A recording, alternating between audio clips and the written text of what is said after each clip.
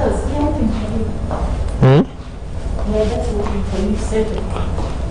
earphone is not true. Very good evening and welcome to this edition of Behind the Headlines. This is today is the 20th of January, a day when we are having local council elections around the country, and the presidential and directly elected members of parliament, women members of parliament, already elected on the 14th, and the results are out. We have been discussing them, but of course there are issues that keep coming.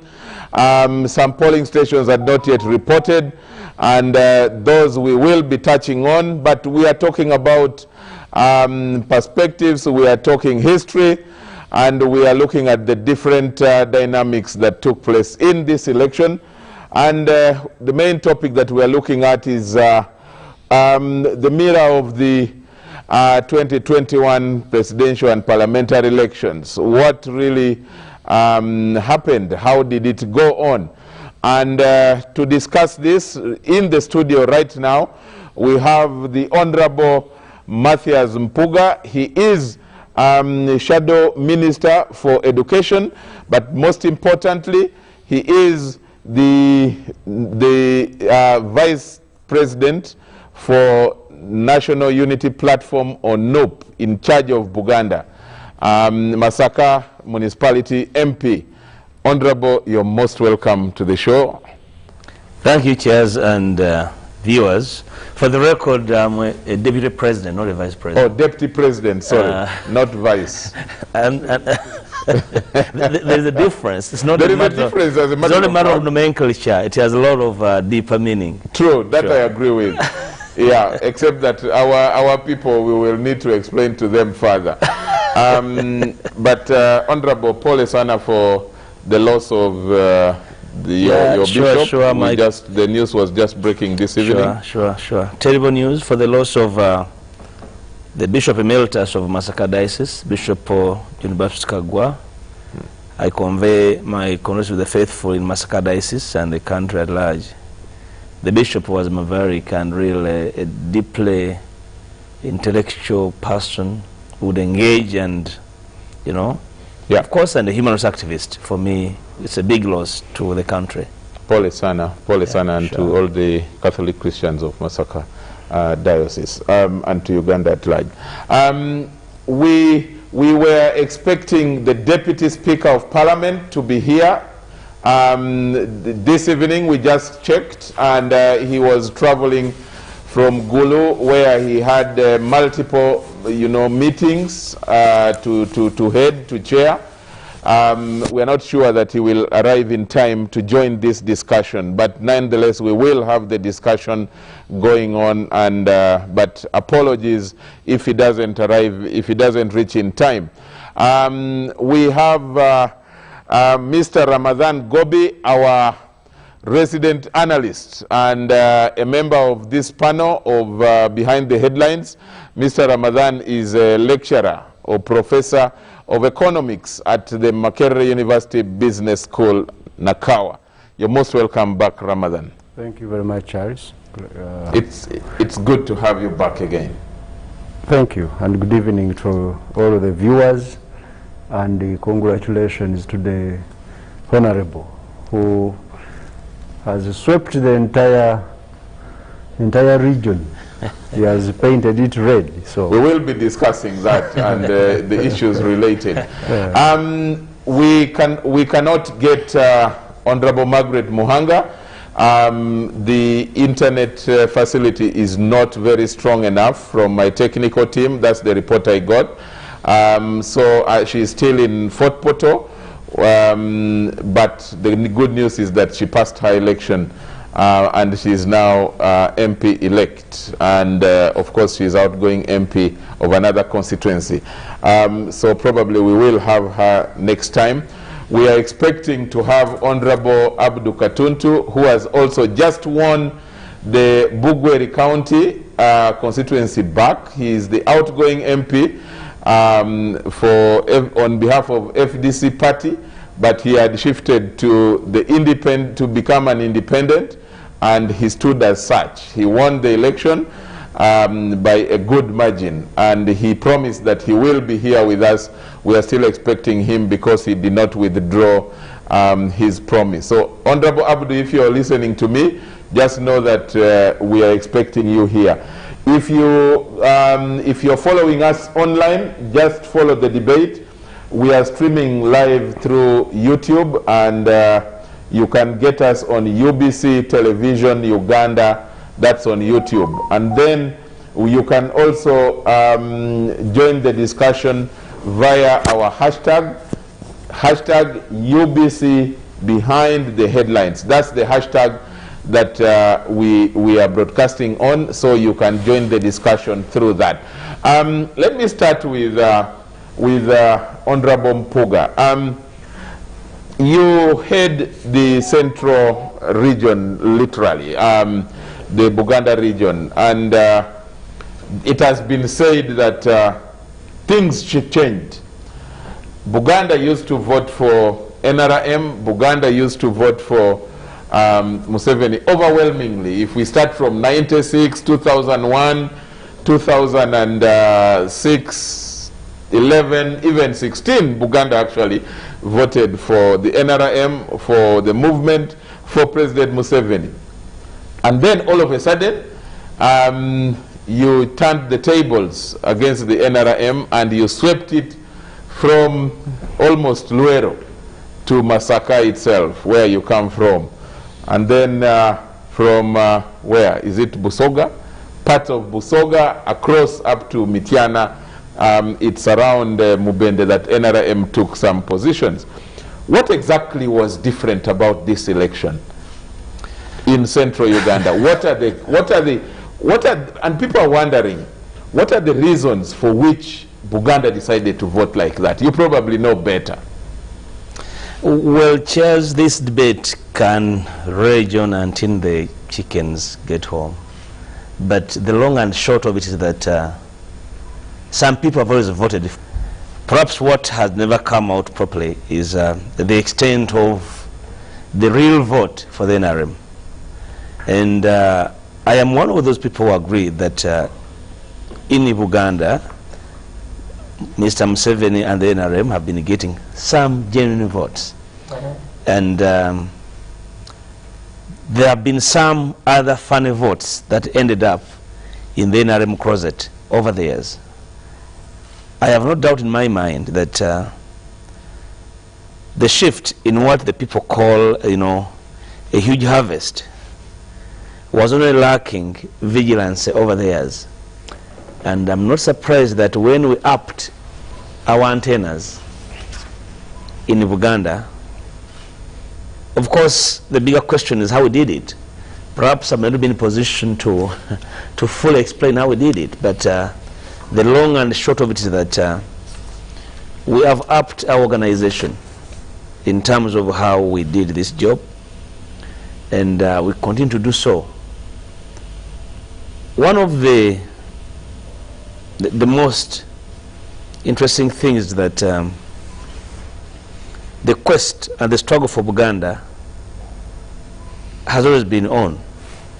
And the NRM has one of the districts of Buganda called Isimeka, to wit Luwelo, meaning that the NRM gods sleep in Luwelo. In the spirits of the NRM, the imam of the NRM lies there. Whenever they go there, then they are really motivated to summon their energies to conquer. As I speak, the quarter guard is down. There are so many factors, Charles, not one. But like I said in my preamble, the battle for the spirit of Buganda has been on. At the beginning, the people of Buganda, I'm sure, had a lot of hope in the NRM, and particularly in the promises of Mr. Museveni. These are promises a priori, that is in the bush, and then after the bush. struggles. The viewers know for a fact that a lot of sacrifice was made by the people of Uganda to bring this government into power, and whereas that was taking place, there were high hopes that once a new government arrives in Kampala, the fortunes of our people will change for the better and permanently. Instead, these promises have turned into political tokenism, propaganda, and for the better part, patronage. For the last 35 years, so many programs have changed names in the name of improving and changing the fortunes of the people of Uganda. But none of them has had the commitment to really bring to fore that promise. What we see in Uganda now is a complete reversal and almost a return to the times that really made the people of Uganda hate whatever government stood for. You can name them: land grabbing, poverty, murders, illiteracy, total neglect of society. And remember, Charles and viewers, that Buganda is one area where information, knowledge is over every place. Even a village path has information about what's going on. So because Buganda is awash with information, and particularly in this information age, it's no longer possible to invest in propaganda. It's no longer feasible to invest in patronage to appease the gods of Uganda. The people of Uganda are realists. They have an idea of possibilities and impossibilities. Like I said earlier on, over the past elections, the vote in Uganda has been variously shared by the different political players. Perhaps to the extent that they took it for granted that it has to be shared, and the sharing in proportions that were not defined, you know. And when we started NUP, part of my investiture speech, I told my colleagues that there's a job to do in Uganda, because we are 4 deputies and each of us has a task, was given a task to deliver their regions to NUP. Of course, I have the advantage as the deputy in Uganda of information and knowledge and exposure, which is quicker: radios, televisions, internet, which perhaps other regions may not benefit from easily. So we delivered Uganda because we delved into superb organization and the dissemination of information. Okay. Charles, you know for a fact that if I set out to organize, I have an idea of how organization is done, and I have nobody to apologize to. When I choose to do so, I do so. We sat down, we planned, we had a good message to our people, they picked it, we moved into the countryside. As the regime was chasing us out of the towns, we went to the countryside. Okay. Remember, we're not allowed to campaign in major towns. We said, okay, thank you so much, let's take you to the cleaners. We went to the countryside and mobilized. Here are the results. Okay. So we can say a lot about how we did it, but briefly, there are issues, salient issues. Okay. Issues of Uganda, the people of Uganda. The kingdom has issues, and people have their kingdom. They are not being addressed. Tokenism, where we do not see practically that the lives of our people have really improved, and these and more are causing a lot of agitation in Uganda. and they have every reason to demand for a new government. Okay, good. Mr. Gobi, I know I'm going to put you in a difficult position. Honorable Mpuga is a politician and a senior one at that. And you are a technical man, a teacher. And but the good thing, you teach political economy.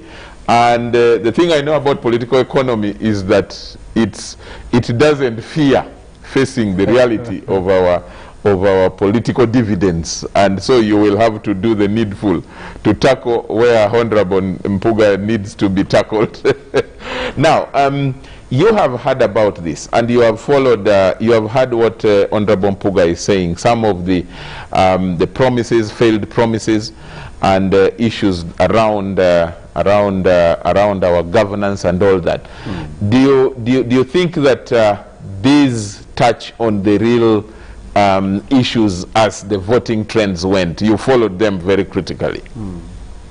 Thank you, Charles. I think Honorable Mpuga and his team at NUP benefited from a perfect timing. The timing? A perfect timing for their campaign to win this particular part of the country. Perfect, number one, because they had a Muganda candidate, and not only a Muganda candidate, but one with a calculable chance of winning. That so many younger people were enthused, were kind of stimulated to participate in this election by virtue of that fact that the candidate was a perfect fit for their campaign. Number two, the timing was perfect for them because of the economic times.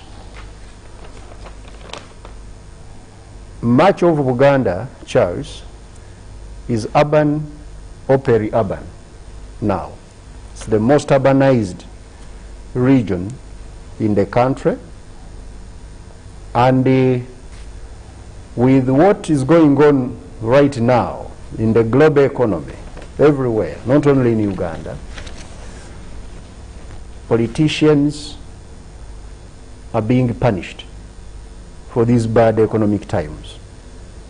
You know, voters tend to punish politicians for bad economic times and reward them for good economic times, even when they do not have anything directly related to those times that they are contributing to them.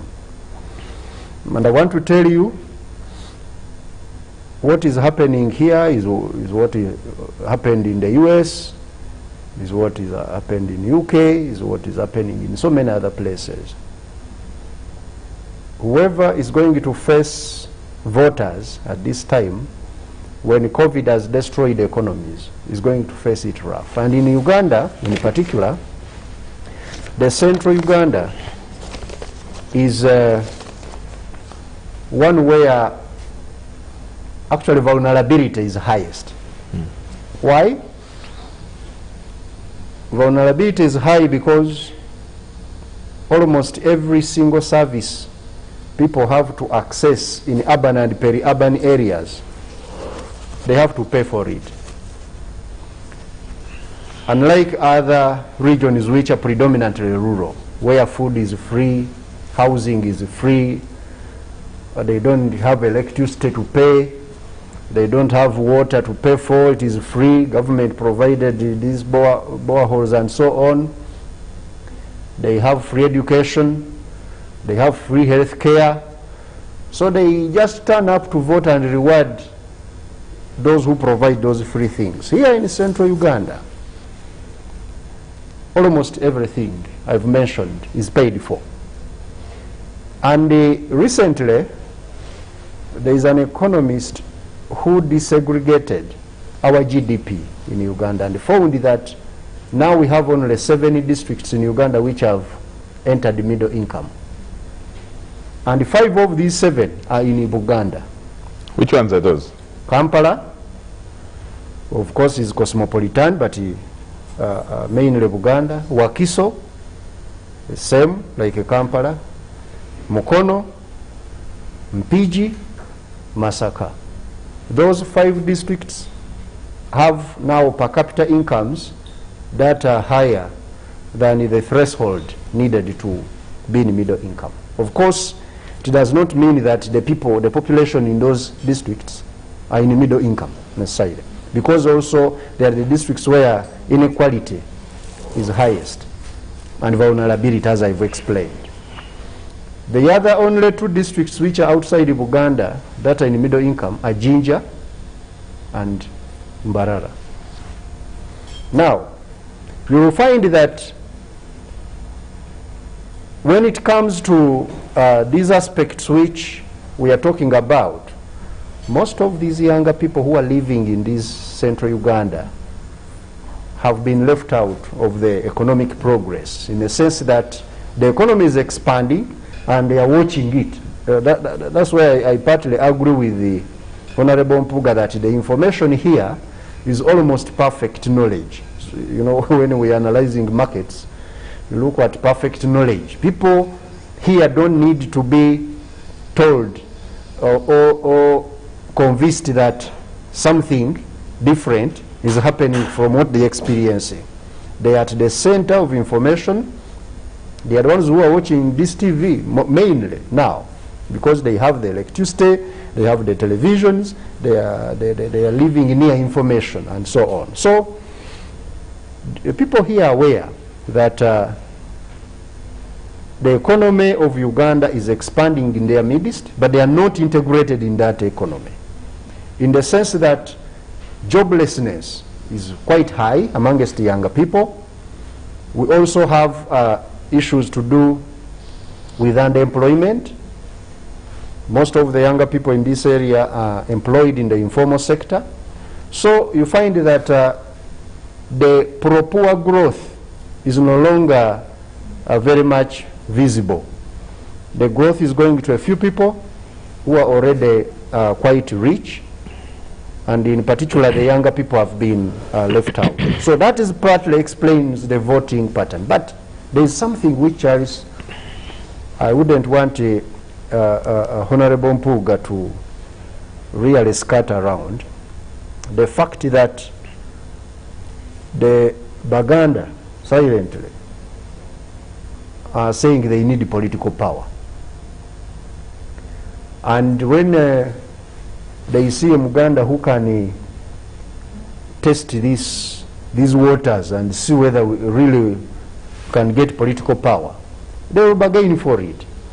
And I think this is what has brought this map now we see of Uganda, where we almost now have a country with the island of Central red. There are also some few pockets of cities, like you go to Mbale and wherever, but when you remember our map here we saw on UBC, the entire country is yellow, here the center is red. Some people have construed this to be a sectarian vote.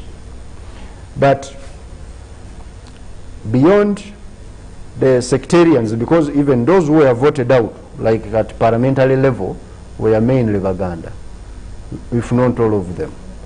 And they were replaced by Baganda. But the point, the message which was being sent was that we want, actually many of these younger people were very, for the first time in a long time, and that's what Honorable Mpuga should note, and his very able mobilization skills be up to beat at another round. When people believe that there is a chance of winning, they will actually vote as a block. It's as if somebody has blown a whistle that now all of you start voting the umbrella. There was that belief now that Honorable Kyagulanyi could win the presidency. And people were voting out the entire government to bring in a new government. Unlike before, when people were not sure whether Sevana Kizito could win or Mzee Semwogerere in 96 could win. Actually in 96, I don't think there was any kind of thinking that he could win. Much as the people of Uganda were saying, no, President Museveni is still a very popular man, a darling of everyone in Uganda, having liberated the country, first popular election.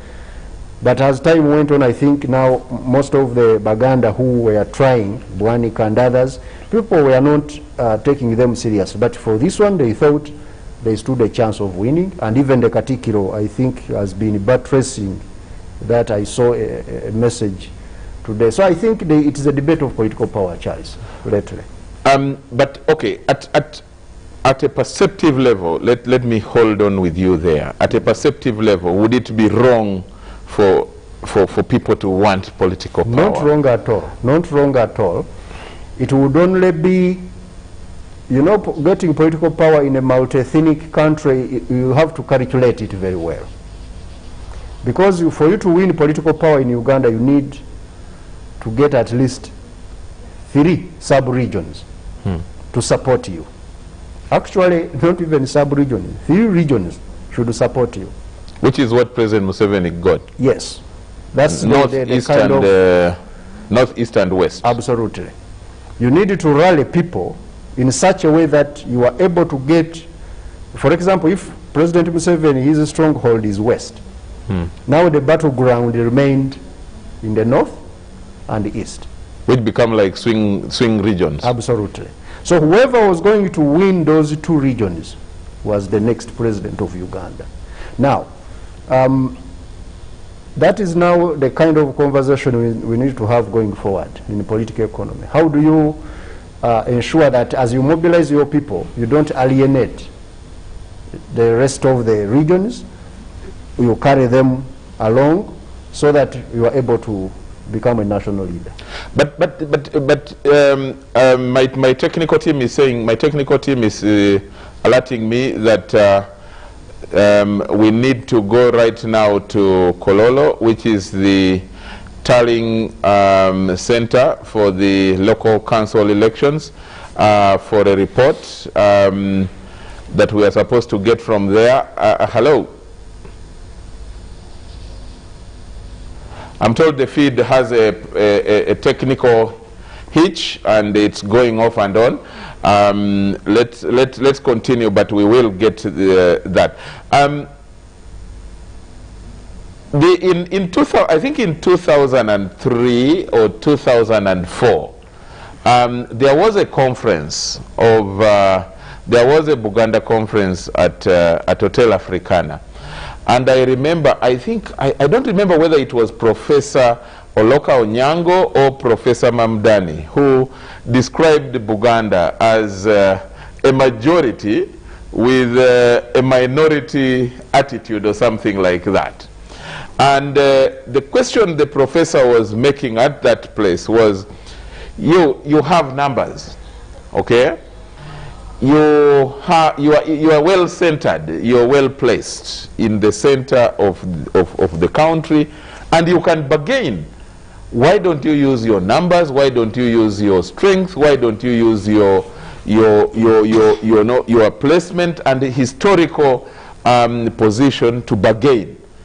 And if you say, as a political economist, and you say that Buganda is probably looking for that, where do you place that kind of argument? Because it seems to be a convincing argument that you can actually, if you want development for your people, you have to lobby through all means, including showing your political power.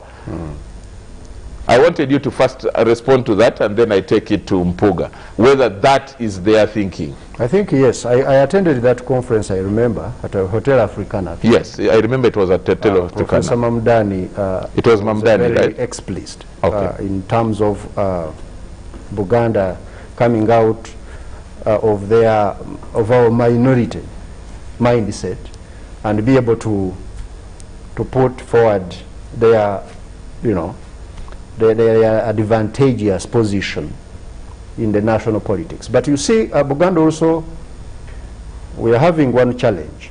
The history of Uganda and Buganda is in such a way that unless you are very careful on how you set your agenda for bargaining,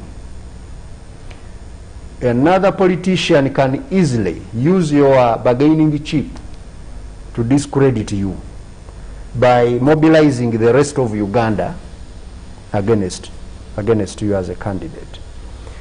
I don't know whether that happened this time, because in the campaigns I didn't really feel that there was this, for example, sectarian talk in terms of talk against Uganda, although there were, of course, videos amongst the Baganda on social media talking of voting in Uganda.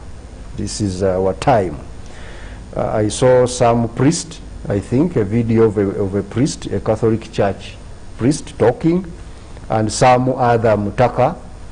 But it wasn't, you know, something which you could take seriously. But I think this, as I've analyzed, was part and parcel of the bigger questions which must be answered, including economic questions, social questions, which affect even other regions.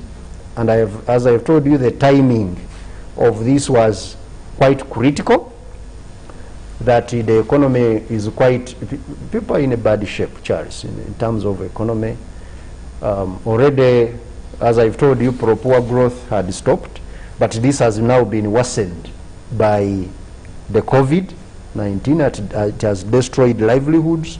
Many younger people, they don't have, you know, what it takes to live a decent life.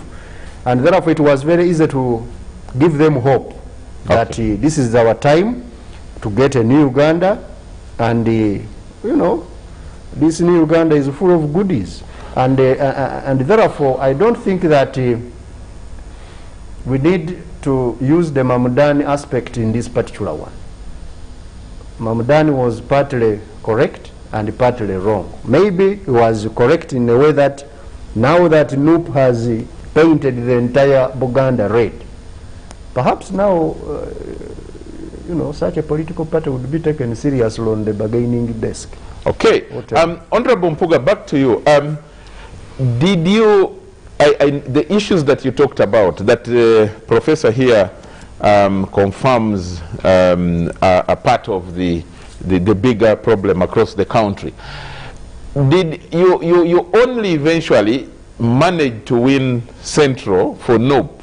You did not win so much outside Central, apart from parts of Busoga and those, you know, along the road, it may be part of Bugiri a bit, and not so much across Uganda. And that's why you see the yellow covering the rest of Uganda and red covering only Central.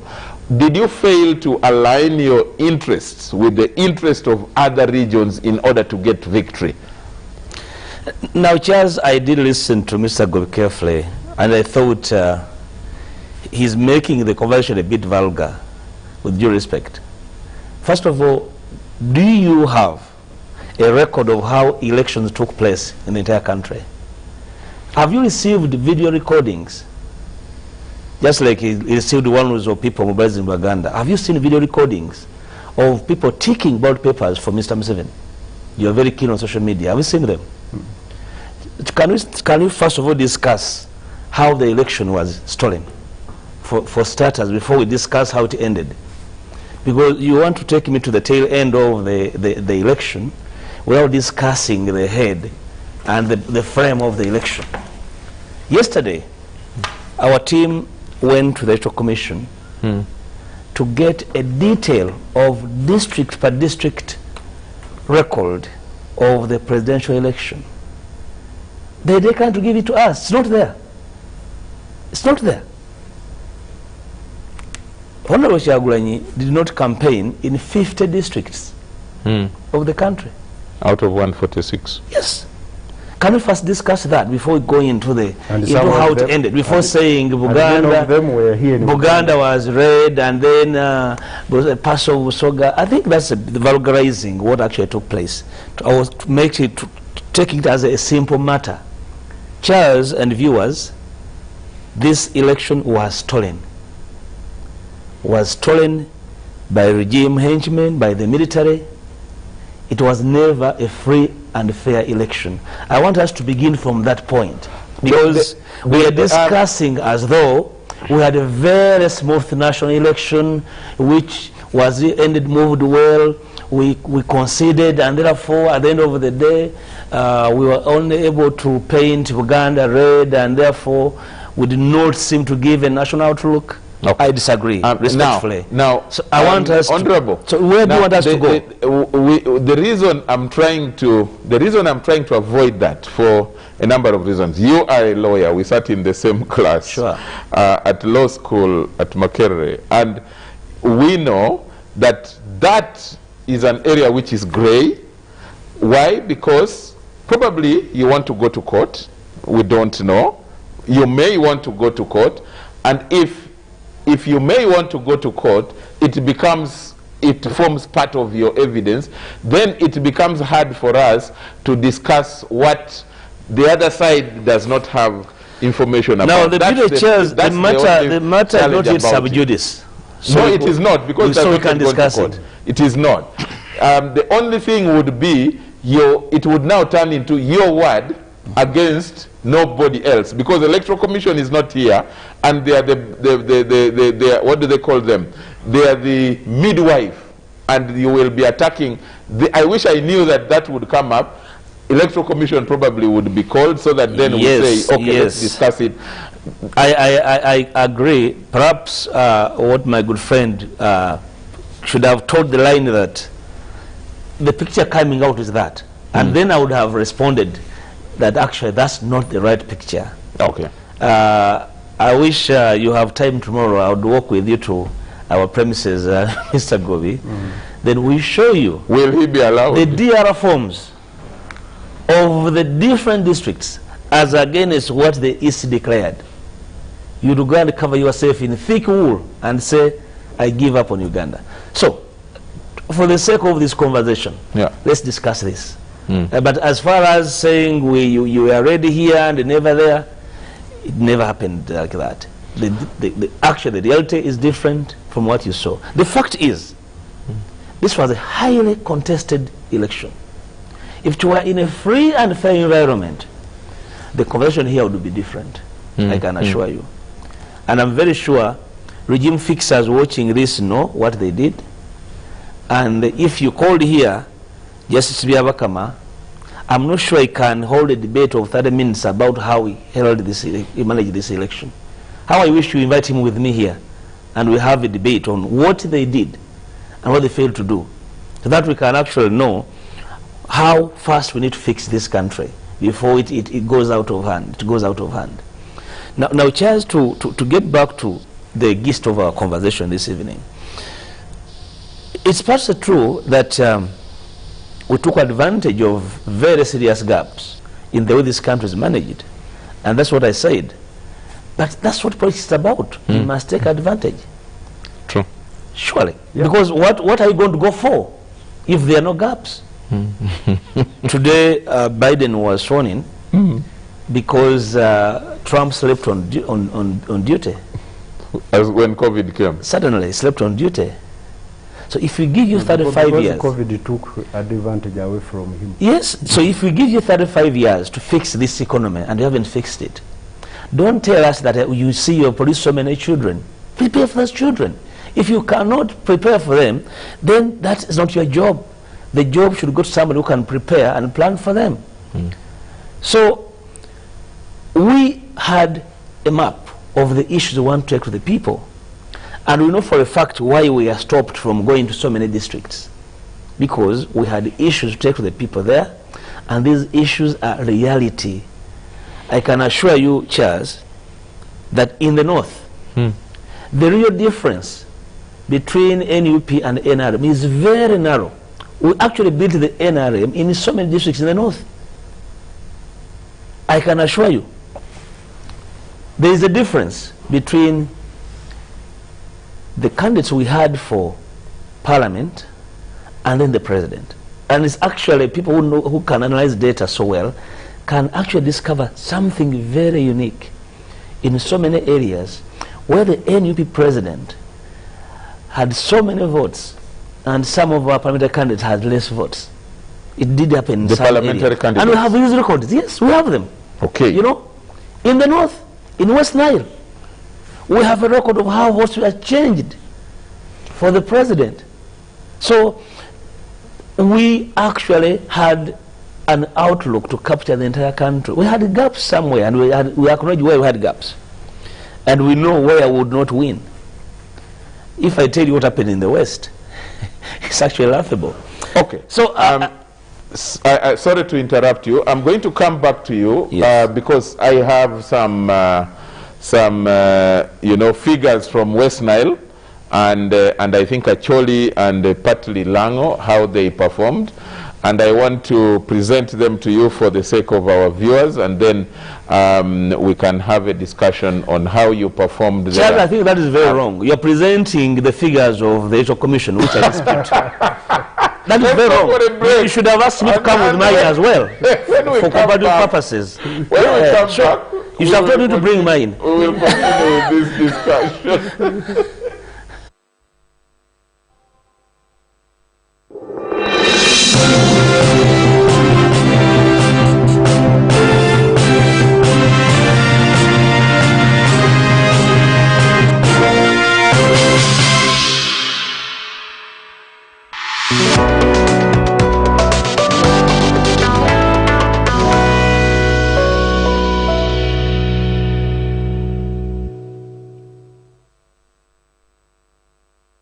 Honourable members and sectoral committees of Parliament, consideration of National Budget Framework Paper for the financial year 2021-2022 to 2025-2026. Reference is made to the above subject.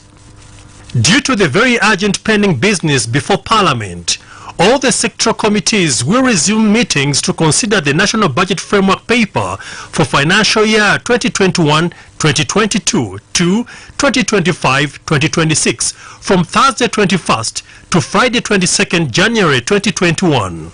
You are accordingly informed and requested to turn up to undertake this obligation. Signed by Clerk to Parliament. Bolukwir bubinu nade. Ento kudwawek bolukwir upokindwa. Mare mapiretek. Anyinga mero duka. Ochan. Ni Eminent Women's Situation Room. Ofoya. This message is brought to you by the Netherlands Institute for Multi-Party Democracy in partnership with Inter-Party Organization for Dialogue, iPod. A human rights defender is anyone working to promote and protect human rights in a non-violent manner. This often exposes them to risk. Are you a woman human rights defender, a journalist, legal professional, youth and/or person with a disability engaged in defending the rights of others, and your right has been violated or abused in the process, or you have encountered someone defending people's rights whose rights have been violated? Contact the National Coalition of Human Rights Defenders Uganda on toll-free line 0800 100 250 or helpline 0778 576 852.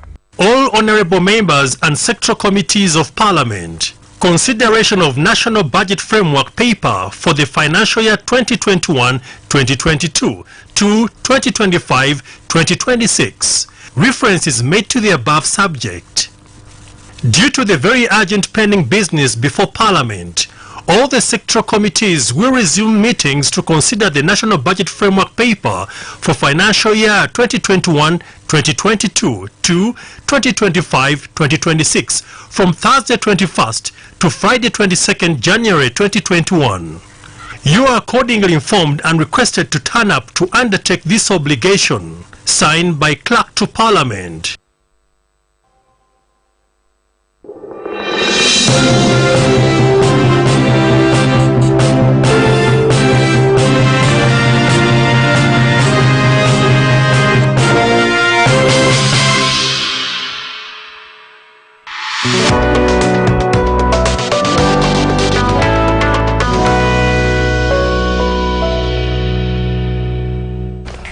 Welcome back from the break. This is getting interesting, and the discussion is on the mirror of the 2021 presidential, parliamentary elections, and I have in the studio here the Honorable Matthias Mpuga, who is the deputy president for Central Region, and together with Mr. Ramadan Gobi, and we are looking at how the elections went.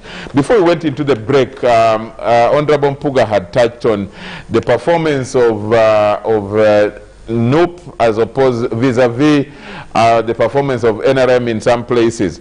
And I have here just summary of some performances to which I want to place before Honorable Mpuga, and to ask him how possible it could be that NUP would lose all parliamentary elections and still win, as he is alleging, the presidential election.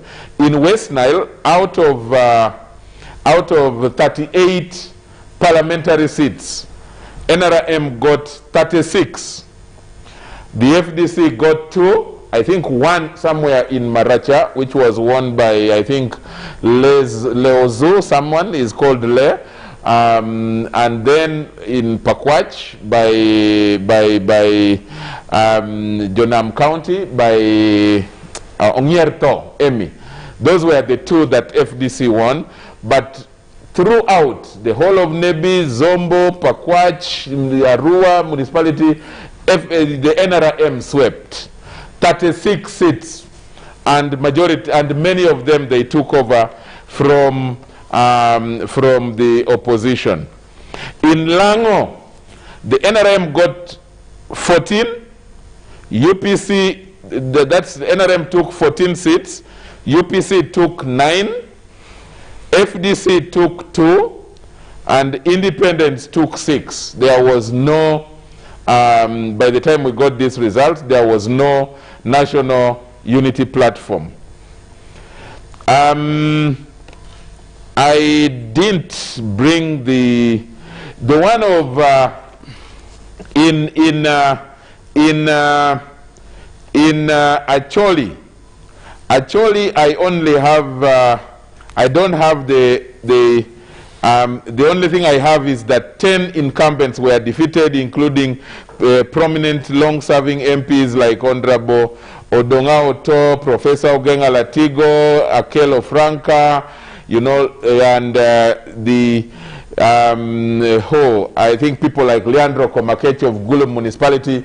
Some of these were defeated, but again, no clear candidate from NUP. Now, the question that I want to put to you as a challenge, Honorable Mpuga, these elections were held the same day. Convince the viewer out there, my audience out there, and also I would want to know how you can have no MP in the entire region and you convince these people that we still want the presidential elections in those places. Now, Charles, I'm a teacher, I'm a lawyer, I'm an economist. I know actually you are a teacher, a long-serving one. Rote learning is a wrong form of teaching, cramming.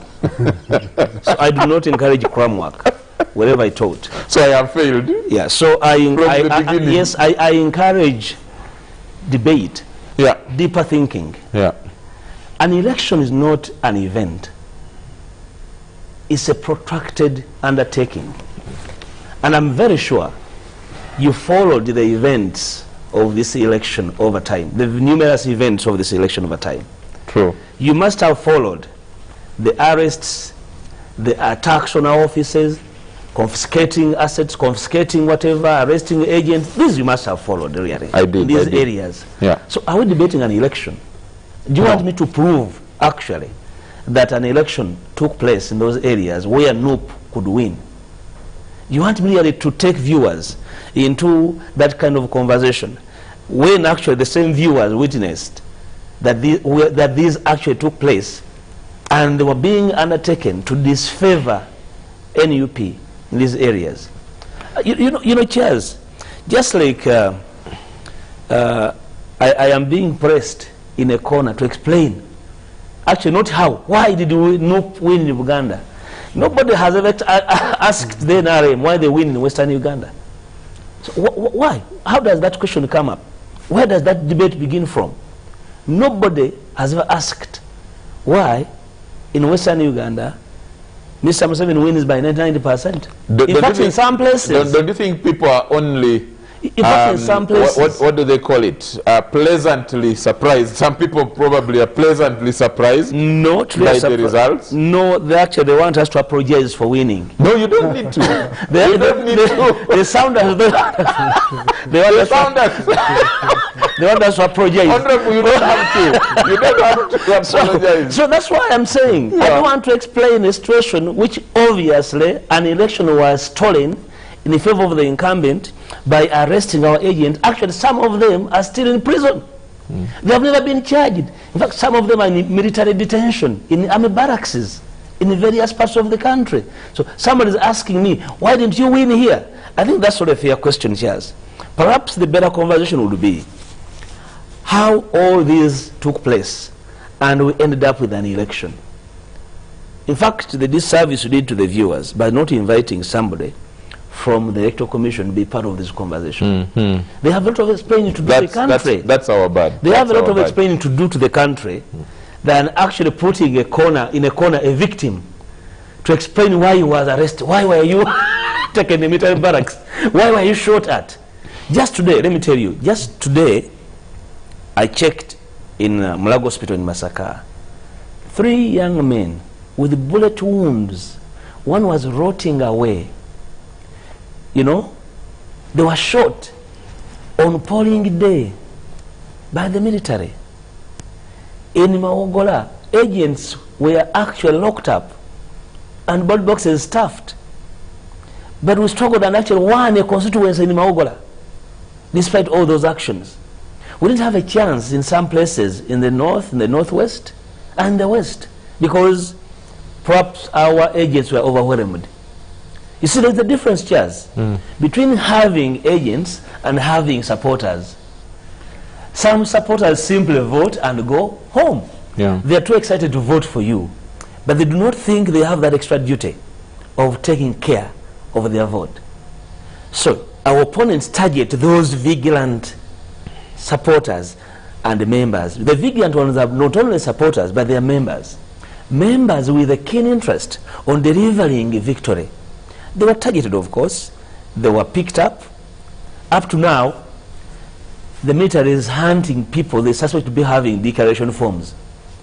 Okay, let me ask another question as a follow-up. Please. Did you have polling agents, party agents in all polling stations in the county? 34,684. Yes and no. Yes. Start with the yes. Yeah. Yes, to the extent that wherever we had solid NUP structures, we had agents. Where we did not have agents of NUP, we had a tripartite arrangement with the ANTI and FDC.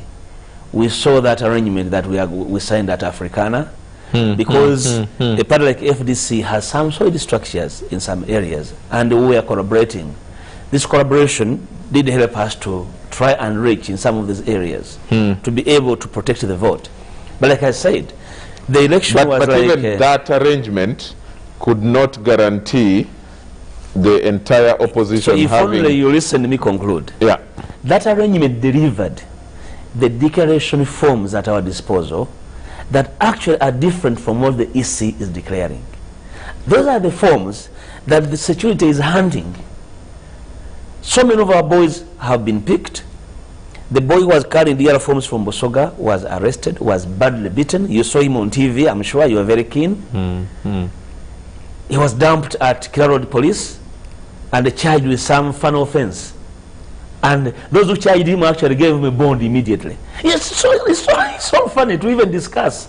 So we had this arrangement, so we have DR forms. They speak a different language from that of the EC. And it's a shame. So that's why, Joris, we are asking Mr. Byabakama at the Education Center that where are you reading those results from? Mm. He could not tell where they're coming from. Mm. The fact is, he didn't know where they were coming from. He was being fed with some results, perhaps coached and cooked a priori. So, if we are to discuss the strength of NUP, it's because, again, just like Mr. Ngobi observed, there's a lot of, because Buganda region is more urbanized, they are more keen and perhaps more resilient in guarding the vote. There's a huge difference between, that's why over time, Charles, the opposition has had more members of parliament from urban areas, because in those areas, information moves fast, and you know, the cameras are all over the place. So it's not easy to openly cheat them. In the countryside, our agents, once they pick one agent, others take to their heels because they know that they are, just imagine shooting at a polling station. So whenever gunshot would go off, people took off. Okay. And of course the thieves had their day, field day. Election thieves had their field day. Okay. Explaining the Buganda issue, I wholly agree with his observations that that happened, but more so, and most importantly, there is political exhaustion. The country is exhausted. Let me tell you, if this country is given a chance to have a free and fair election, we'll have a new government immediately. I have no doubt. All regions will vote the same way Buganda voted, given a chance. I can assure you. It had nothing to do with having Mr. Kyagulanyi as a Buganda candidate. Because it's not that, Mr. Kyagulanyi is different from other Baganda who stood. But perhaps because this time around, the dynamics and the political issues of the country have been evolving. And of course I agree with him that there was even a huge chance that victory could come. That of course motivates voters. Just think of the fact that there was a huge voter turnout this time around. I think you agree with me. Mr. Rebakama says that the voter turnout actually is very low.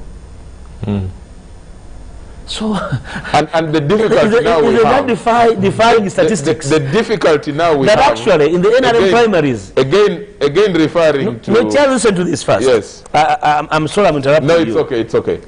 In the NRM primaries, 11 million voters turned up. NRM. In the NRM primaries. Yeah. Okay. And in the national elections, 9 million turned up. Incredible, Byabakama.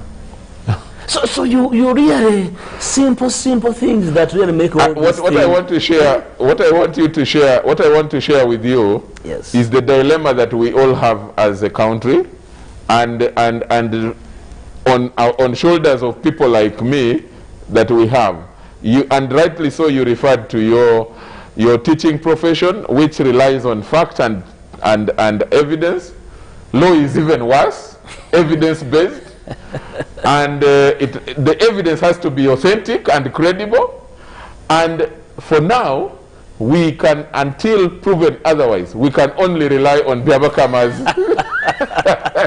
statistics and figures. That's the dilemma we all have. And I think also you in your position, you have that. But let me ask Gobi, given what Honorable Mpuga is arguing, where do you think that the consensus can be drawn? The challenge we have, Charles, is that in countries like Uganda, you will never have what you have been talking about, the facts. they keep... Because now, me as a panelist, an analyst you have on this panel, I'm wondering how I should discuss this. I have results which were declared by the Electoral Commission of Uganda that gave Honorable Mpuga a seat as a member of parliament that he won in Masaka municipality. Yeah. And that his candidate won in the entire region which he heads as a deputy of NUP. And then the same person who gave me those results showed that the president, who's the incumbent, won the overall tally of the results. Honorable Mpuga is telling me, actually, whatever you are having, there was no election. The results are wrong. But leave alone the results, even the process was rigged. So it's not only the event of casting the ballot, but also the process. I would agree with him that the process, because for it is contextual, we saw all of us what was happening, we saw the violence in the campaigns, and we can only debate that. But now when it comes to the results of the final tally, how do we discuss this? Because he's saying he has figures, he has DR forms, but we have not yet been served on these facts. By, for example, a court of law, and I think you as lawyers, me, I'm not a lawyer, you know that those processes are allowed in Uganda and required, and I can predict that Honorable Mpuga, being an enthusiastic lawyer and a smart one for that matter, is preparing his evidence to go to court. Much as he told us that we should have warned him to come with them, I'm sure he has them. He knows the numbers, but he doesn't. But I saw somewhere they said they're not going to court. He doesn't want to let out his bullets, I think, to the public to know all of the... So, I would really want to say that in this country, for us to move forward, first and foremost, there are certain basic things we shall have to agree to. When you enter into a competition of a political nature and the results come out and you don't agree with these results, the only thing we can do is to challenge them through courts of law. But making the allegations without that evidence proven to me, for example, me as I seated here, I discussed, and I was discussing according to those results. And the Honorable Mpuga was saying that I'm being unfair to him because what I was reading were not the results. And there was no election in the first place. But I was saying that there was election because I saw him being declared and a number of other candidates. And let me tell you, by the way, I was really impressed by the performance you made in this election as NUP. A very new party, hardly a year, and you caused this, and there was no campaign, as he's saying. The campaign, I think they were given 60 days to move around 64. The country. To be precise, yes. Actually, it's campaigning in 3 districts per day. And on top of that, because of the good excuse of COVID-19 SOPs, they were stopped from going to so many other areas. But also, I would want to put it to Honorable Mpuga and your team that to a person, an onlooker, a bystander, you fed yourself to this process. And there's no way you can come now and you say, this process was not worthy our effort, in the sense that it was very absurd, the way it was arranged. We went in there, and I was so impressed by the steadfast nature of campaign that the flag bearer carried, because amidst all these challenges, he managed to sail through the campaign and brought a very good kind of enthusiasm in younger people to say, go and vote. And many younger people turned up and voted. I actually feel, and this is the analysis I thought we were going to have today, that many people who have been veteran voters are the ones who perhaps mainly stayed away from this election. And I have a number of them in my own family, extended family, who did participate. And I was asking them, why are you not voting? And they said, we don't carry out experiments whose results we already know. You see? But the younger people went and voted. So there is something which we need really to discuss on facts. And I would want I'm a person, in my head is very clear, I would want those facts. If they are there, Honorable Mpuga, and the alternative facts to what were given by the Electoral Commission, kindly start the process of legalizing those facts so that we can have a more comfortable debate. Honorable Mpuga, I want to come to you, but there is one of the viewers out there says, it is true arrests were made, but some of those arrests were made in Buganda, which you clearly won. How come in Buganda, where similar arrests were made, you still won? Another one is saying, I need to know, Charles, if Honorable Mpuga's party, NOP, had candidates in more than half the country. For example, I know that in some place in Arua, Honorable Chagulanyi supported the NRM candidate. I think he's talking about Koboko, where Honorable Chagulanyi endorsed during his campaign, he endorsed Dr. Yume as a young person who should not be disturbed. I think that is what he's referring to, and saying that it is possible in some places you didn't have candidates. And then another person is cracking a joke, is watching and cracking a joke and saying, Honorable Mpuga's shirt is actually testimony of what transpired, that there is red in the center and yellow elsewhere. Well, Charles, for starter, tell the viewer that he is colorblind. You need to say that this is gold, not yellow. Exactly. You need to say the outside is gold. I can see live from here. It's a joke that, yeah, I didn't intend to insult the viewer. Yeah. It's a joke. You should tell him that the whole of you, the chair behind you is red. Yeah, sure. And then, please, if you're sending a message, send me your name as well. We appreciate your viewing, but we need to know, or if you want me not to mention your name, but let me know for authenticity purposes. But this person is saying, Charles, is Honorable Mpuga disputing the fact that Honorable Chagulanyi won in Central Region and Museveni lost? Is he saying that he does not also agree with the fact that he won the MP seat? First respond to some of those now, issues. very quickly, Yeah. that question is closer to what Mr. Ngo was saying, that I actually won Masaka. Yeah. So I should, by extension, accept the rest of the results. Elections per se have various faces. They have the local face and the national face. Locally, you can mobilize vigilantes and supporters and protect your vote.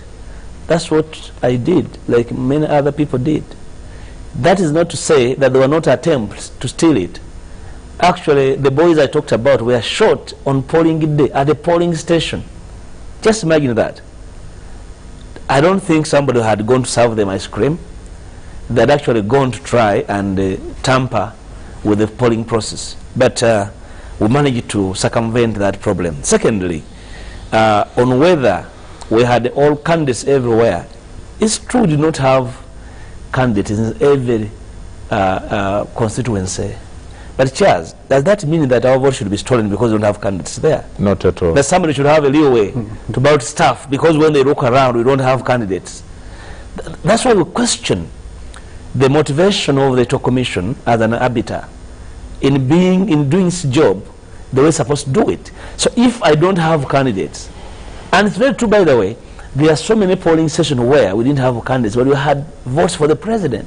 It's the duty of the Electoral Commission to ensure that that vote is protected. True. To go in and try an election and you have to wrestle with the EC, that the EC is part of the process to see your vote, is unacceptable. And that's the debate that Mr. Ngo was talking about. That should be the debate we need to go into as a country, whether at the end of the day, we are able to agree on particular values as political players. He did state that in his area, his close family, some of them did not participate. And the argument was that they had no business performing a ritual. So what was that ritual they were not part of? That it was a foregone conclusion. Certainly they know something about foregone conclusions that perhaps he also shares, that perhaps he will share with the viewers. I know for a fact that...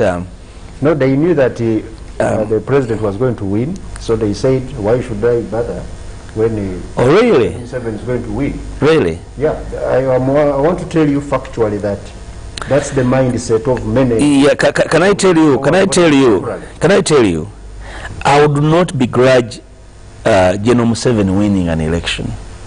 I want him to win a free and fair election. I'll have a quarrel with him all day long for ruling for 35 years and also attempting to rule by force, when actually a process to determine who will rule the country is engendered by a government he's leading. And he steals it. I don't think that is setting a good precedent for this country. He's one person who went to the bush on account of a stolen election. He should be the last person to be accused of stealing an election. He should be the last person. Now, Charles, relating to the pertinent issues viewers are asking, surely,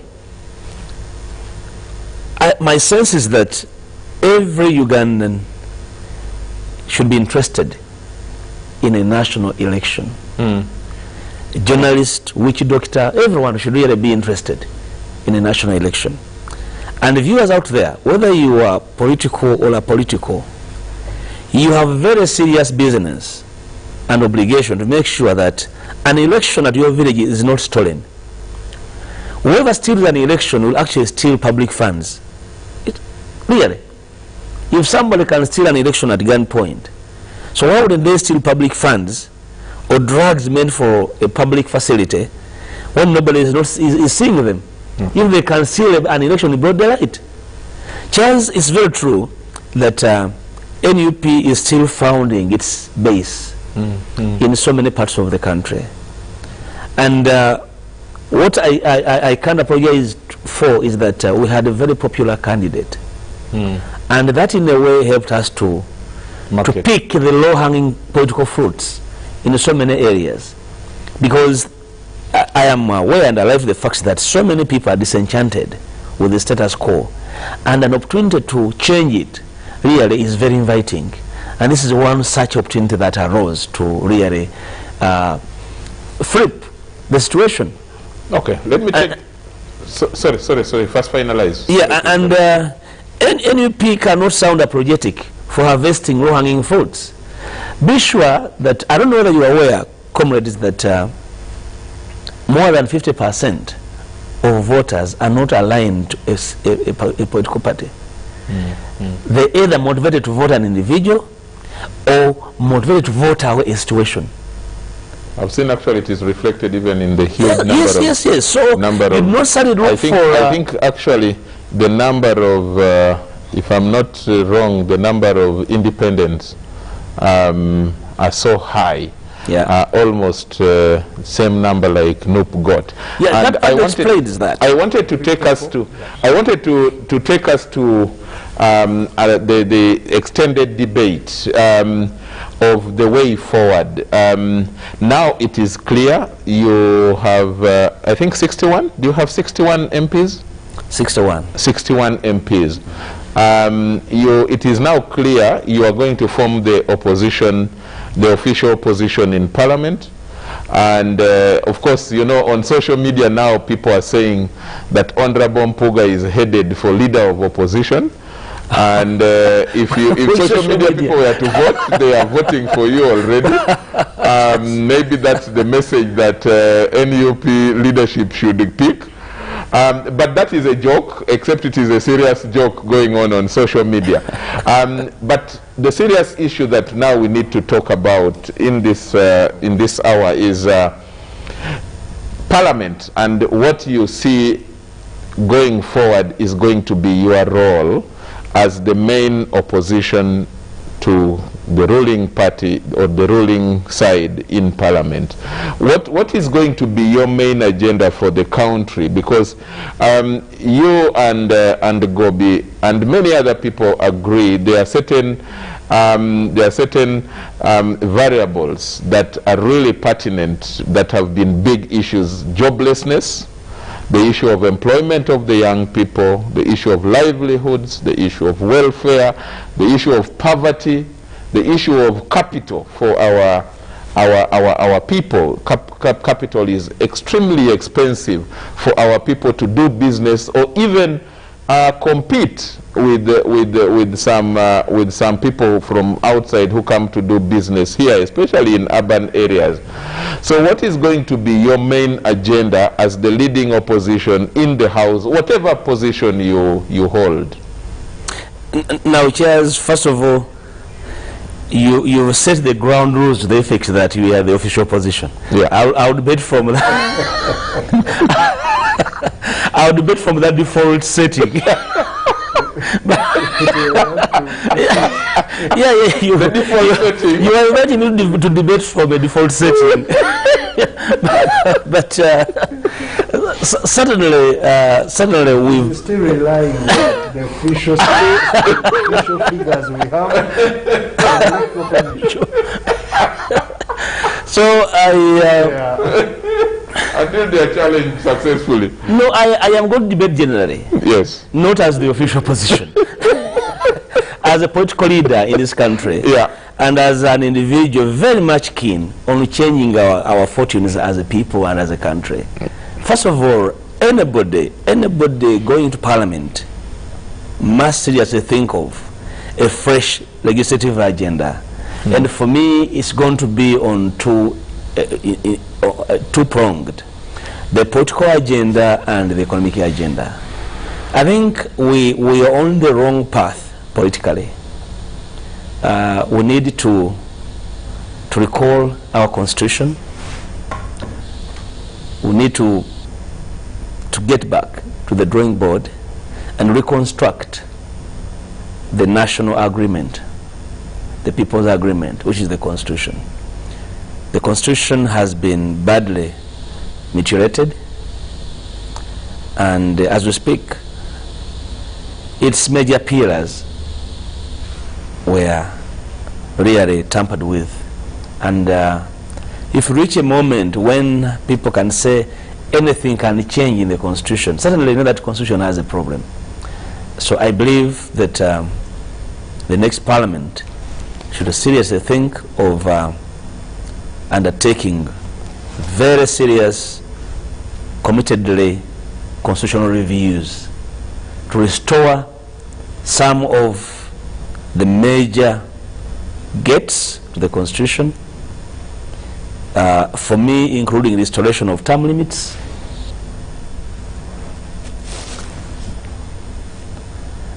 you see, Charles, I am being honest on this. If the country can agree on restoration of term limits, for me, even the debate on age limits cannot return as long as term limits have been agreed upon. We all know the genesis of the age limit in the 1995 Constitution. Yeah. Why it was brought and whom it was targeting. Only that it caught up with those who actually brought it. Mr. Gobi knows the people who crafted the age thing. I don't know. So the term limits are very key. In a country that is sharply divided, we need to have clawback, articles in the Constitution. Where people are so agitated, there must be a small window that gives people hope that things can change. So for me, the political agenda has to be set. And we agree, as we speak now, everything is possible in our politics. In the US, President Trump tried to hang on. But the US Constitution is very clear. You can't hang him there. Time came, whether he has used the back door today to leave, he had to leave anyway. Use the front. Yeah, I mean, I didn't see him leave. Air Force One. Whether he used the front door or hand door. But that is their, I think that is their tradition. They are part of their tradition. So somehow we need to have a limit to certain things, revisit the Constitution, the People's Pact, and restore hope that we are building a durable democracy. As we speak, our democracy is very fragile because we did mutilate the People's Agreement. 2, on the economy, I think we are backing the wrong tree currently, which is why NDP1, NB2, NDP2 are not yielding the kind of dividends that were anticipated. I suspect Mr. Gulu was involved in framing NDP3. He can say yes and no before I proceed. I'm not working at NPA. No. By the way, he's also a teacher, so I think teachers are massive. He's a very good teacher as that. Because I know that behavior of teachers. Is it true? Yes or no? I'm not trying to poke him, but that's how nasty they are.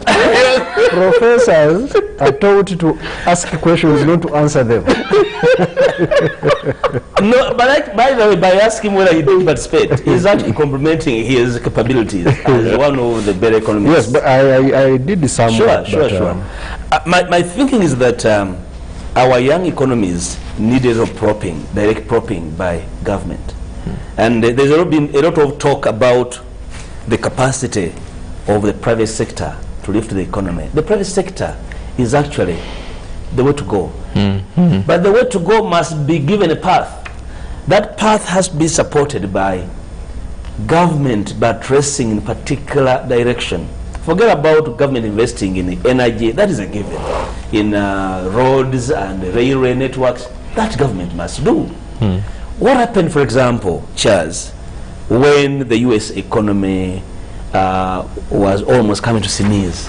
Government went back to the basics to support the private sector to create and sustain jobs. So what do you do in an economy that has the fastest, youngest growing population in Africa? If you go to Nairobi, for example, I know you travel. If you go to Nairobi in the evening, you'll see lots of young people with bags strapped on their backs. And they'll tell you they are coming from work. And many of them are coming from work in government parastatals. I think we made mistakes, those way around, in adopting wholesomely the World Bank, the SAPs, structured assessment programs. We swallowed the SAPs without really filtering them. And as we speak, we are choking. My sense is that there's no shame in revisiting some of the strategic investments that can absorb young people to deal with very dangerous unemployment. We're not only facing open urban unemployment, we're also facing underemployment, which is why our economy is doing badly. He will tell you, where you are facing unemployment, you are facing inflation. Inflation does exist. The central bank is struggling to maintain it. So you have a situation of stagflation, unemployment and inflation, which is why the purchasing power is terribly bad. I wanted to intervene when he was submitting about some economist who was trying to construct variables around poverty and districts that are above. What were his variables? What were his variables? Our variables? Because if you did really, you aligned variables to come up with the districts that have poverty. The biggest form of poverty in Uganda so far is still food poverty. For us to be still facing food poverty is terrible. I hope not food, nutritional poverty. Well, it can be food or nutritional. But you see, nutrition is the advanced form of feeding. People begin with the raw stuff. Nutrition is for you, the urban elite. That's the problem. You see, the poor person starts with World Food Program. When giving people food, they start with basic food, beans and posho. Something that should be able to sustain you first, before they go into now we are filtering it. That one we have. Yes, now the danger that we really must look at, perhaps maybe if the oil taps begin flowing, we could reverse the trend. We are spending a lot of money on imports. And the part of the huge import bill is on petroleum products, as you are aware. If the import bill reduces, are we able to program and channel these resources into industry that can absorb younger people and create jobs? Are we able to reduce government consumption? A huge part of the government budget that we pass in Parliament is for consumption. Workshops, retreats, trips, what? Can we have a Parliament that can sit and decipher these issues, and we plan for our people, our young people, and we project the country? Can we reduce the consumption at key government centers, State House, Office of the President? Can we reduce the size of cabinet? You know?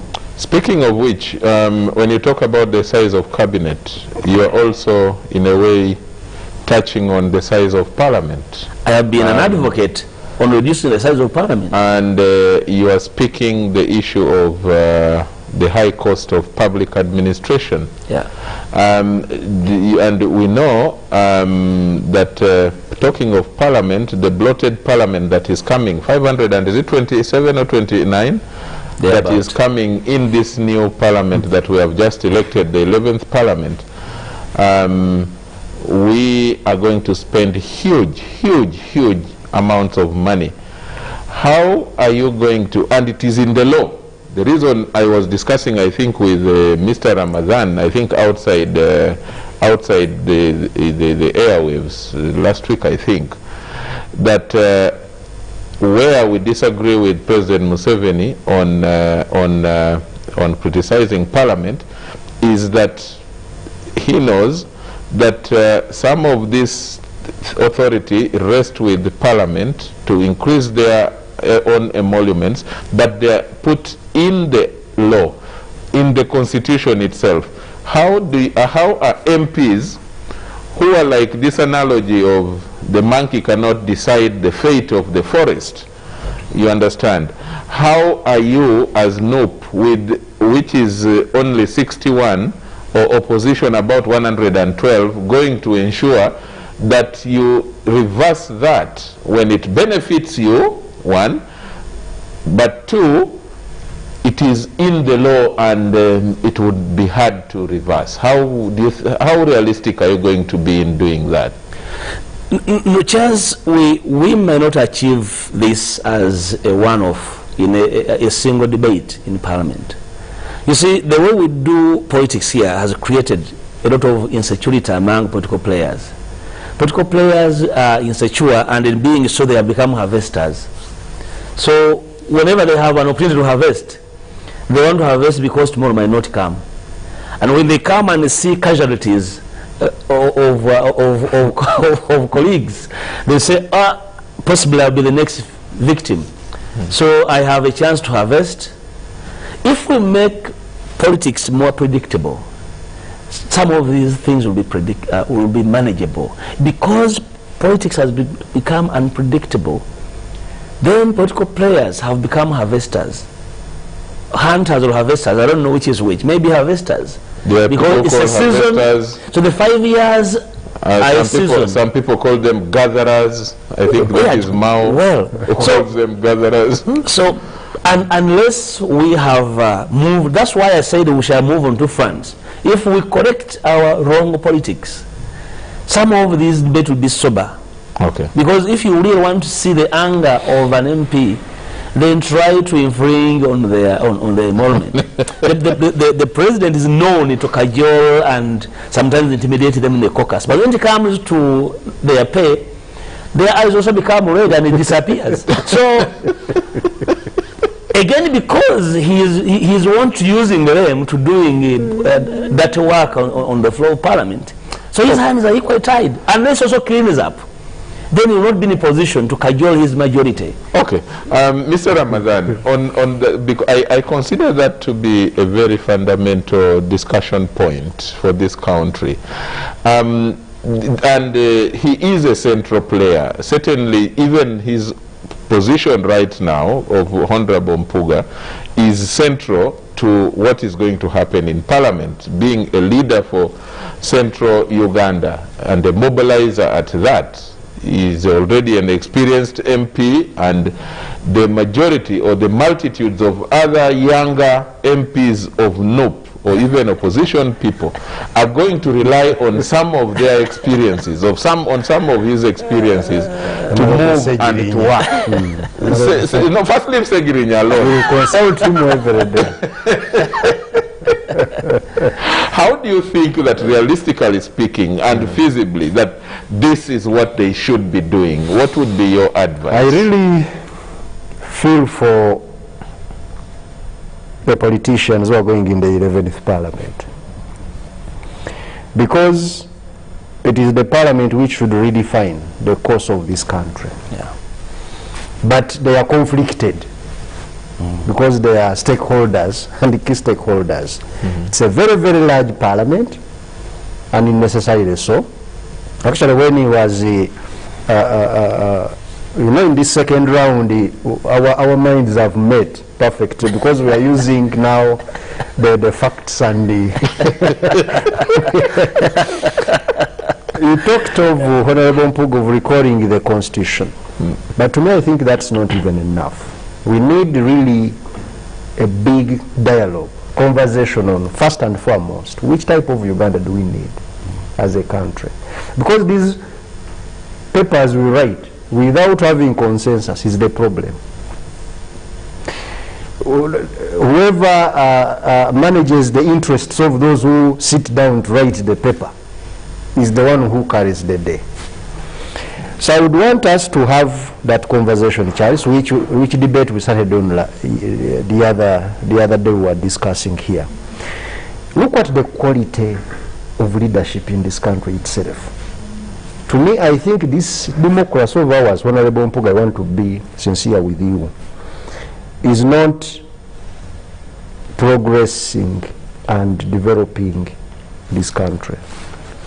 We have gone into the politics of survival, and I've said that Parliament, for example, has become a lucrative place to hunt. The good thing, it has come from you. Now people are going in there to earn these 30 million or so as a job. It's a good job. Absolutely, a very good job. So how do you ensure that Parliament is not the most attractive job in the country, so that people don't sell their houses to go to Parliament? The number which defines the size. Then the longevity of leaders in government. You know, sometimes when we say longevity of leaders, we always point at the first one at the top. But there are so many others. These MPs, how many terms should you serve? All these things can be defined, because that will now start to bring the moral obligation to hold even others accountable. But where I think, to me, Charles, where Honorable Mpuga has made a fundamental point is on the economy. I really request Honorable Mpuga, as a head of opposition in Parliament, because you are likely to become one. Please do not try to make insinuations. No, it's not an insinuation. It is serious. This is serious business. And I would want your party to seriously consider this. You are a sober legislator, an intelligent one for that matter. Advance the issue of putting the economy at the forefront of everything else we are having conversations about in this country. We shall not have a politics we are dreaming about when the economy is the way it is. Countries get the politics tailored on the economies they do have. Because if people do not have jobs, how do you expect them to vote? Let me tell you one thing. If you had won the presidency and you take over government, next 2026, you are going to face the same rough you are facing now, if the economy was to remain this way. So we need to You mean the wrath that the current government is facing? Yes. Yeah. Why, for example, do we have more churches than factories in this country? Have you ever realized that that alone is an economic indicator? That when you go to Western Europe, you go to America, now you go to Asia, in each of those countries they have more factories than churches. In Africa, we have more churches or religious shrines, to be more inclusive, than factories. So, and also you realize that these younger people whom you have described jobless or unemployed, they have lost hope, many of them. And you know, hopelessness, one of my professors used to tell me that hopelessness is more painful than poverty. And this is what is happening in the country. We need to see that the economy or the government can be more interested in building more factories to bring more productive jobs for Ugandans. We have put a lot of money in infrastructure, in dams, in roads, in bridges, but we need to also put almost equal amount of money in industrialization. Let me tell you, once we implement that NDP3, Honorable Mpuga, it's a good plan. I don't know whether Honorable Mpuga, you have taken trouble to read the whole of it. It's a very good plan. And I tell you, I read. Thank you. I read it. Yes, be assured. It's really, for the first time, it is a plan which tells you the program which is going to be implemented, like agro-industrialization. They tell you the number of jobs which are going to be created by that program, and where we stand currently in as far as the training required for that program to be implemented is concerned. So we need to implement it, and I would really request the incoming parliament to support the implementation of that, because as I've always told the Charlse here, the only policy or plan we haven't written in Uganda is the policy or plan on implementation. You know. So we need to see these things implemented. NPA started the Vision 24, building it on the analogy of the egg analogy, that we shall have to invest in the shell of the egg, the liquid and the yolk. But over the past 10 years, which have had the NDP1 and NDP2, most of the resources have gone into the shell. We have been investing in the shell of the egg. Now the yolk, we don't know whether it's even fertile, whether it will hatch. So that's the way now we need to put resources in the yolk. Agribusiness, manufacturing, tourism, and all of those things which can, provide productive jobs. Finally, on the issue of imports, Honorable Mpuga has been talking about, and I think Honorable Mpuga, since you're a very good reader, you have really very well read the NRM manifesto, because most of all these things, they are there. And now NRM has won the election. It's a recycled manifesto, that's the problem. It is going to implement these aspects, because they are all well analyzed and well articulated there. We need to see import substitution program implemented when it's not counterproductive to our export promotion efforts, because we want also to ensure that we export, but not to import everything. In this country we're about to start importing some things I will not say, because we have now imported everything. Sometimes I ask my students to look around their rooms and find it, and tell me anything Ugandan, anything which is made in Uganda with the label made in Uganda. One came and said, I found two, water and myself. But most of the other things were imported. So We need to see these resources we spend on imports saved and create more jobs here by using local raw materials. And then we shall get jobs for these younger, and the quality of politics will change once the younger people get productive jobs. Okay, I know that we have come towards the end of the show. The time is not our best ally, but I would have asked a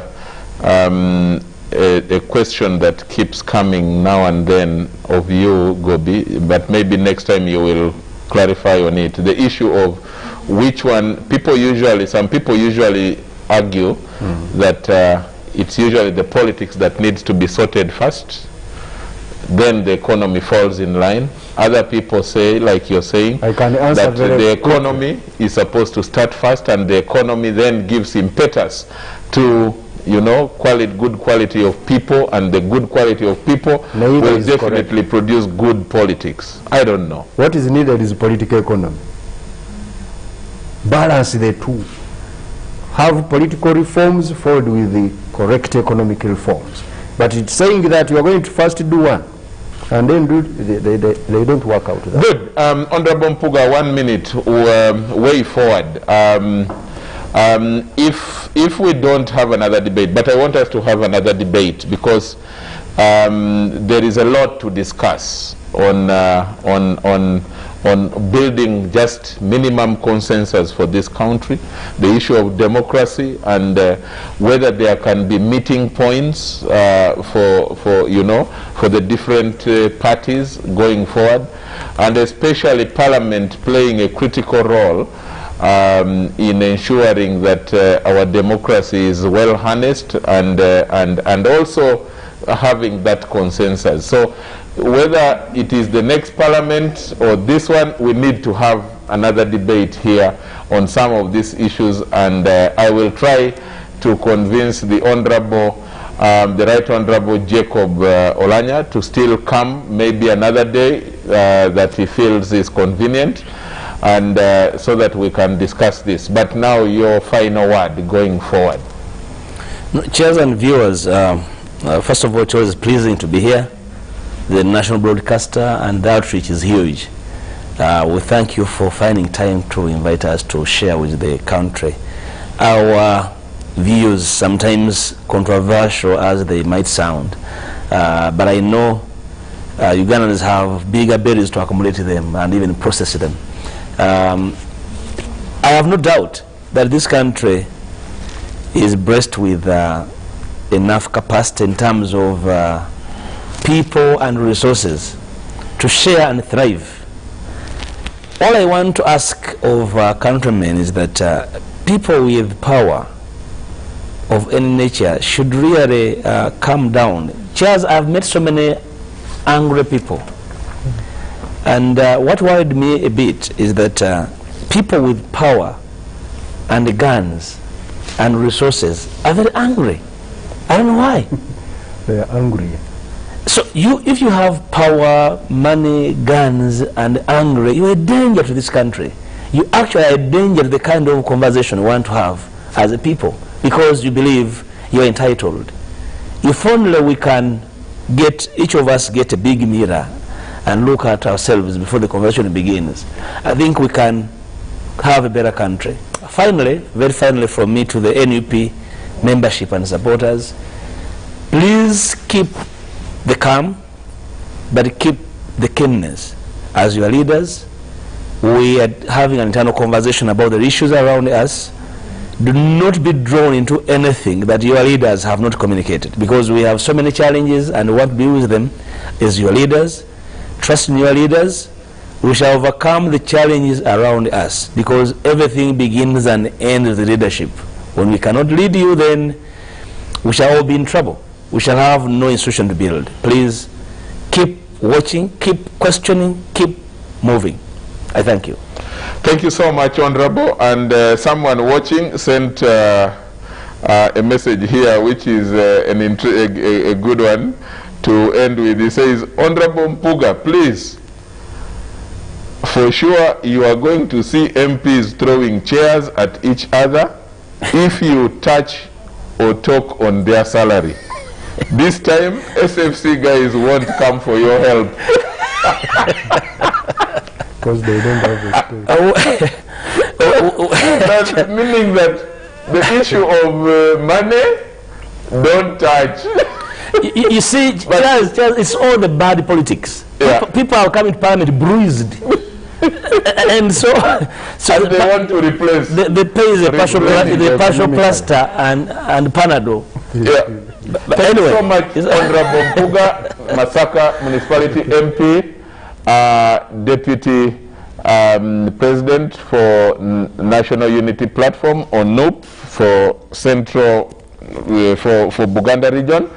Thank you so much, Mr. Ramadan Gobi, and apologies from the promises that were made of guests, and our bad. We promise that we will make an endeavor to bring the guests who failed next time.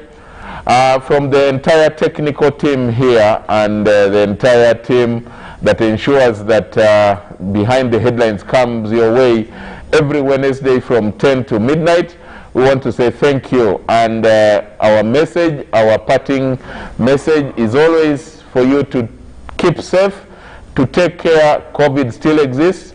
We will have time, this is January, a new year, to have a more comprehensive discussion on the progress being made towards saving this country from COVID, the pandemic. But most especially, you need to now take more care of yourself, because the predictions have all been very worrying about after the elections. The elections are going on now, and the major ones are about to end. And by the time they end this month, we want to ensure that all of us are safe and alive. And so keep safe and ensure that you keep your social distance, wash your hands with soap, sanitize regularly, and ensure that you don't have to meet too many people. Don't go to crowded places, and if you can, test so that you can know your status. And if it is positive, you can get treated in time, like some of us personally who survived just because of doing that. Don't wait for only when you're sick, otherwise it might be too late when the virus has entered your lungs or something like that, and it becomes hard to, or even very expensive to treat. So let's keep safe and be alive. God bless you all. God bless Uganda. Until next week, bye-bye, good night.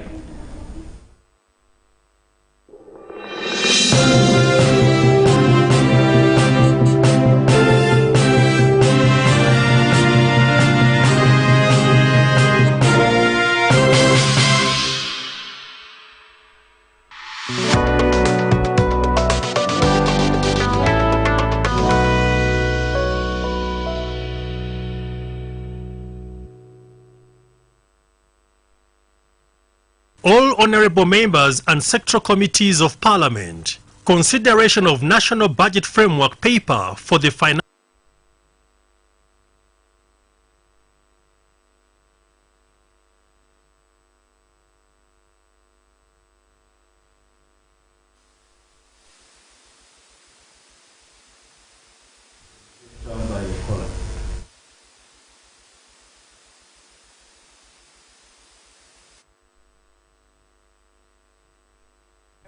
have unity.